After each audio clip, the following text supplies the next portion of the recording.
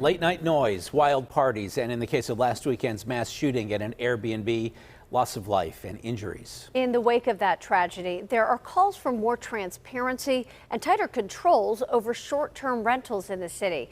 But KDKA investigator Andy Sheehan says finding those responsible isn't easy. Andy. Well, Christine, finding out who owns and rents properties like this one can be a tangled web, and cities across the country are asking for more transparency and accountability.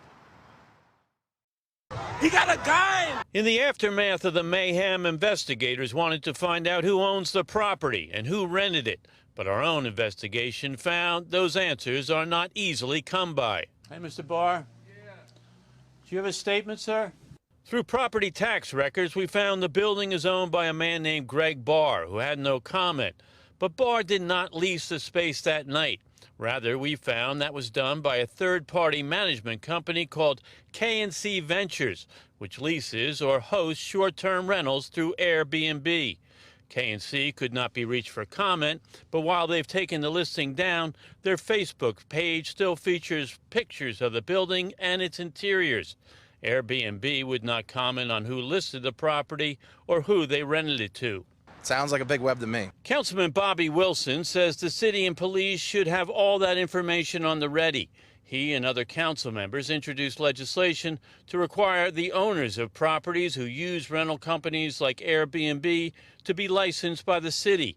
They would also need to keep a daily register of all the guests accessible to police on demand, which Wilson believes would keep the renters in line.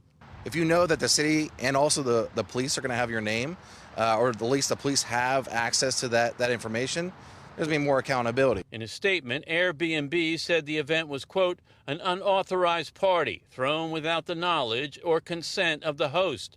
But Wilson was surprised to learn that KDKA-TV Ventures is based in Atlanta, Georgia. In Atlanta? Yeah. I mean, that's the thing. You know, we're going to have a name on record. The goal is here to have a name on record of a responsible owner that has investment in the property, not a company, not, you know, someone that's going to pick up the phone that you can get in contact with. Now, there's similar legislation being proposed in New York City and in Philadelphia, but in a statement, Airbnb says they are supportive of Councilman Wilson. Airbnb has been in touch with Councilman Wilson's team to support his efforts to develop short-term rental regulations. Reporting live in East Allegheny, Andy Sheehan, KDKA News.